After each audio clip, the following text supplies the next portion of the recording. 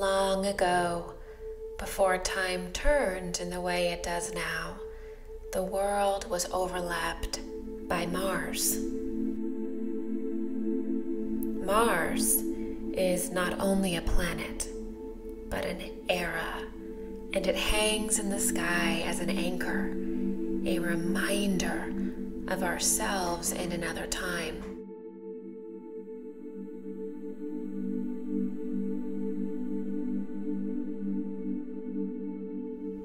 Mars is an echo, a placeholder of a time that exists inside of us.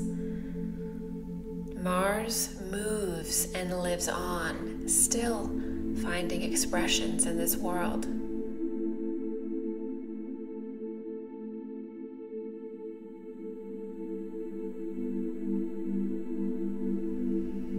Mars had a golden age, an age of great wisdom.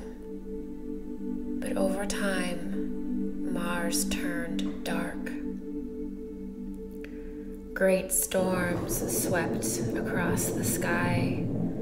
A never-ending nightmare of war and division destroyed the hearts and minds of the people.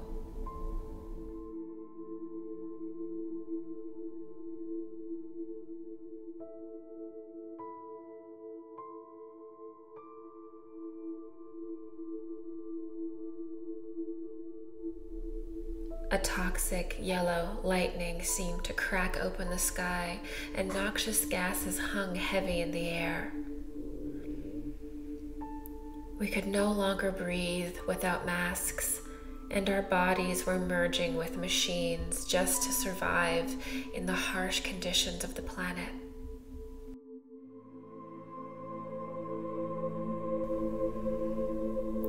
The delicate flow of life that had been built up over millions of years was fading.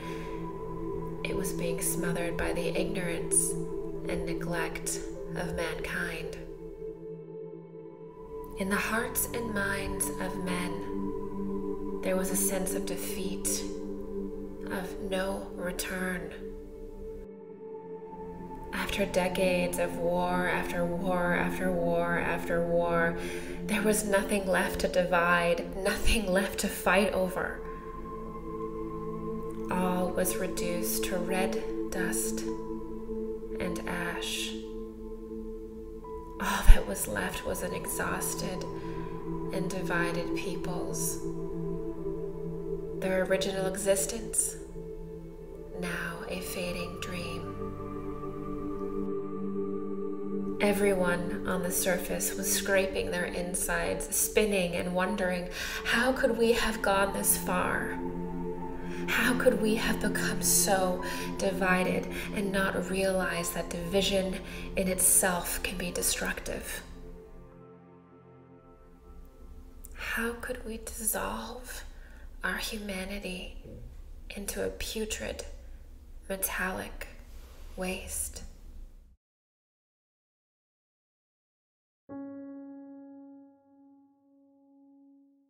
As these questions filled the mind of humanity, deep in the earth, a new impulse of life was stirring.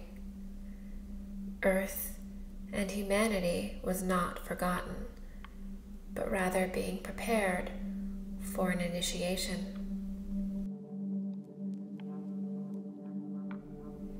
Venus, the sphere of holy temples, the star of the heart, began to emerge in the center of the earth.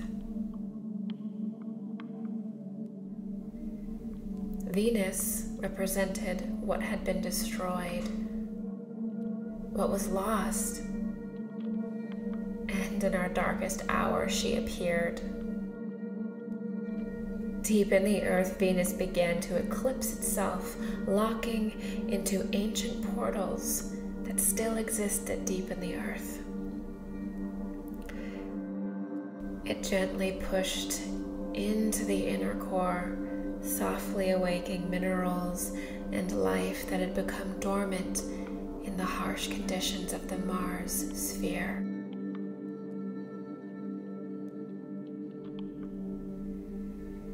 quiet heartbeat emerged, offering life and reconnection with the cosmic force that had been lost and forgotten after centuries of destruction. And the hum of Venus began to reach the bodies of mankind on the surface. But it went unrecognized, ignored. It was invisible. Even though the answer had arrived, Earth's consciousness had moved so far from it, it could no longer perceive it.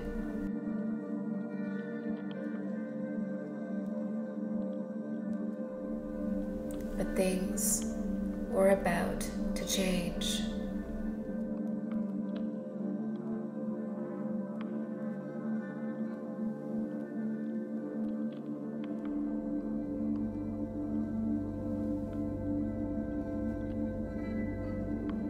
In the night, one soldier, ravaged by the violence and destruction of war, had a vision, a memory. It was unclear. It was a mist or a fog, but it felt like a spring, a life-giving warmth, a knowing, a softness, a growth. The smell of flowers, lilies and roses. Something long dead rose from nowhere. Venus was speaking.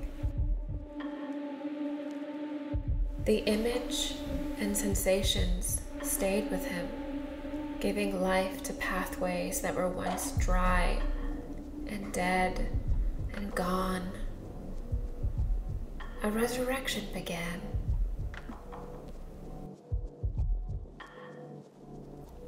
The visitations continued, and his spirit began to return in stages. Slowly, he was becoming alive. He began to form a small group, sharing his new inspirations, visions, and the warmth that he had been able to develop within himself. Over time, this feeling inside of him led him to an opening in the earth, a cave.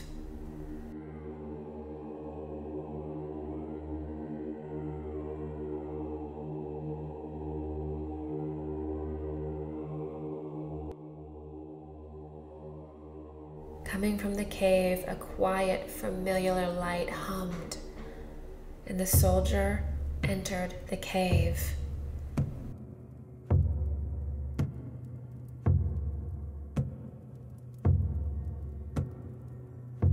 And as his eyes adjusted to the dark, a glowing pool of water came into view.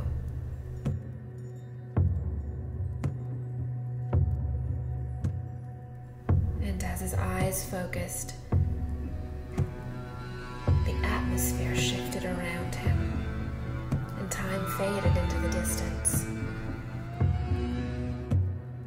A priestess stepped out from the darkness behind the stone.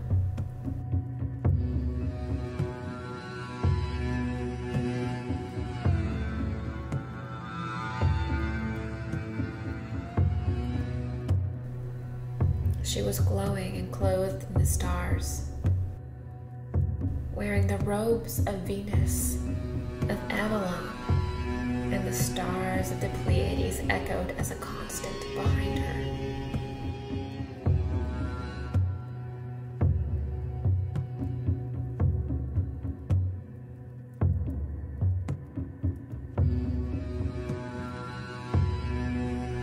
The sun gave her messages about things to come, and the moon told her where things had grown cold and dark in the bodies of mankind.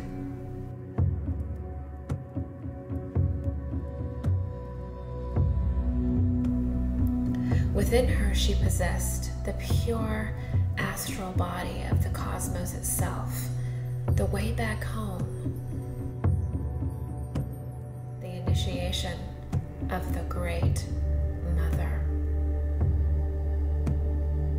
She entered the pool and motioned for the soldier to come in. And in that moment, within his being, there was a split between terror and absolute peace. There was the old soldier and the new. And in that moment, he had to choose which one he was going to be.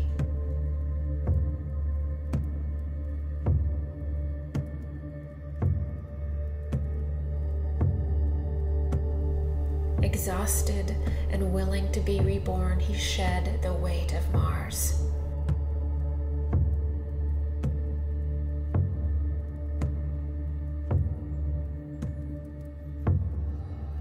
The old self, and entered the pool, unsure of what was to unfold.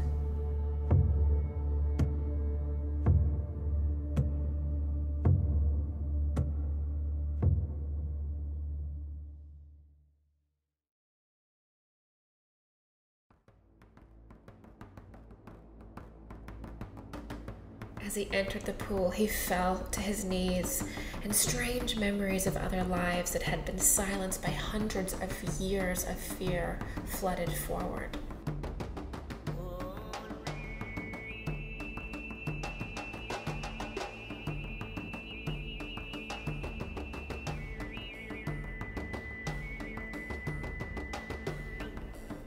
In these strange waters, he was unlocking, unwinding, coming alive. He collapsed in weakness, surrendering to the awe of God within him. He was frozen and shocked over what he had pushed away, over what he had allowed to die within him.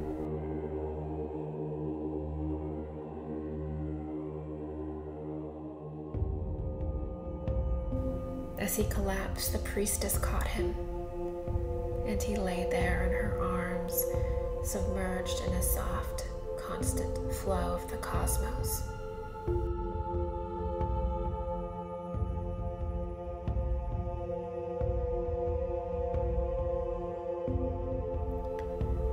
Although she was still and constant, she danced with him, and their movements reached beyond time.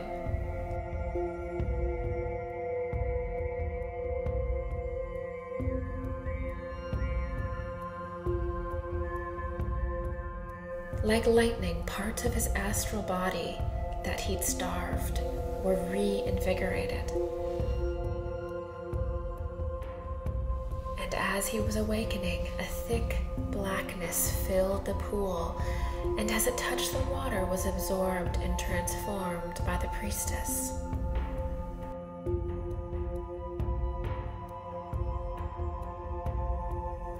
As this took place, the cave echoed with horrific screams of shock and desperation, and old familiar shadows passed around the walls. Dark things that had made a home in his mind and body were being cast away.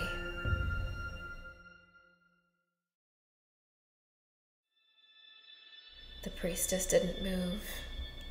She allowed the darkness in him to unwind and dissolve in the power of her aura, to scatter back into the highways of lower realms.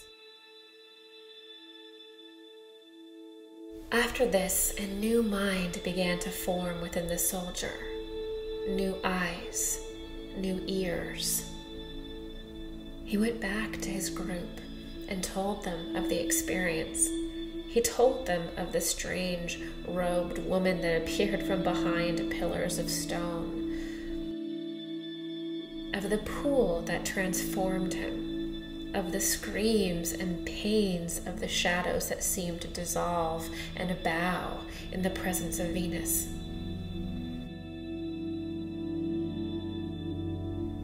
He spoke of how memories returned.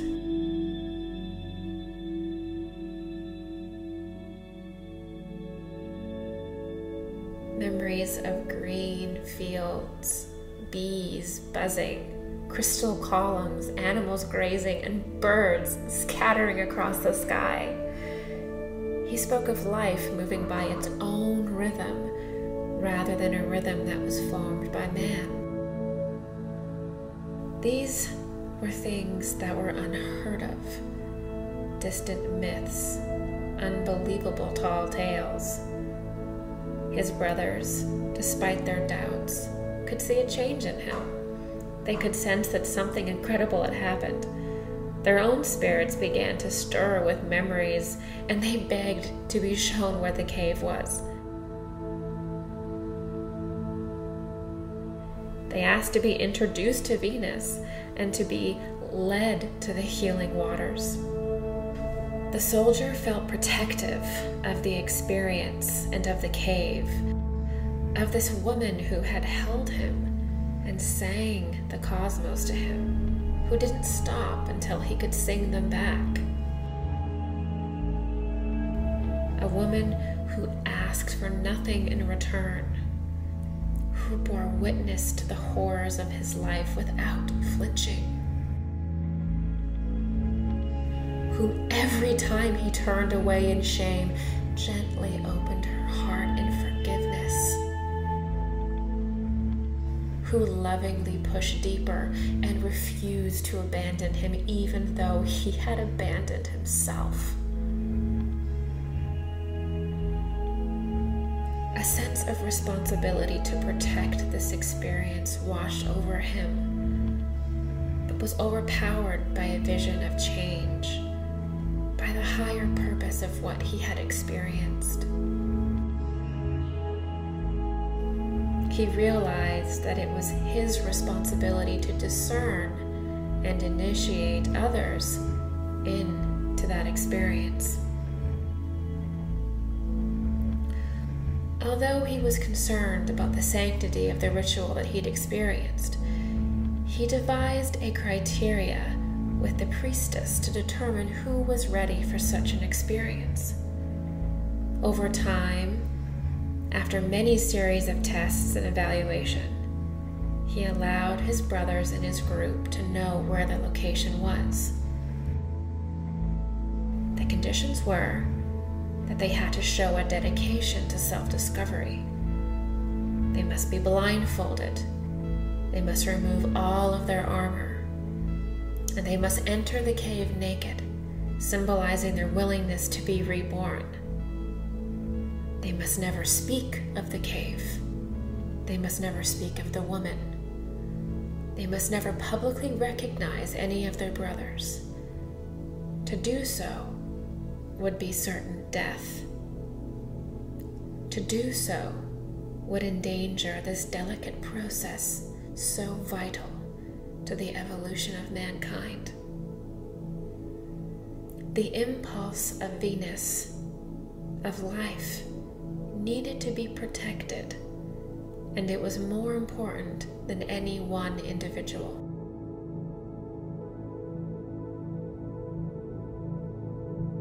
With the rules established, the brothers were finally brought to the cave. One by one, when it was their time, each brother emerged anew.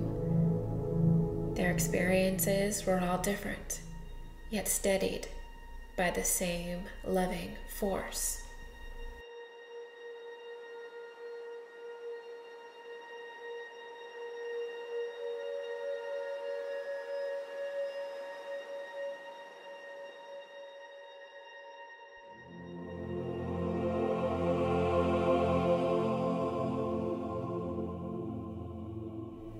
They too were initiated into Venus, back into the cosmos, back into their own soul.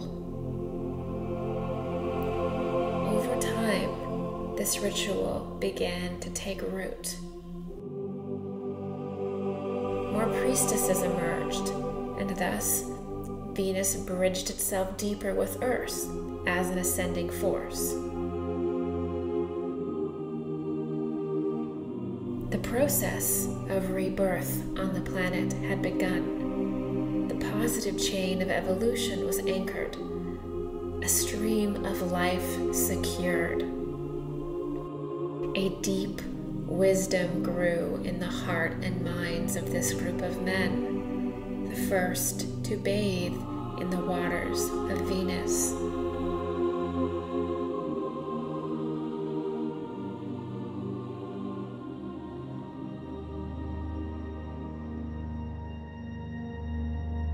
The priestesses began to emerge from the cave and come to the surface more and more.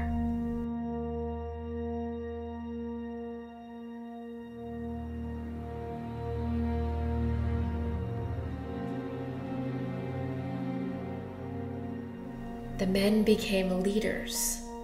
They led rebellions. They used the energy they had received to sharpen their minds, becoming psychic high priests in their own right, a new class of shaman.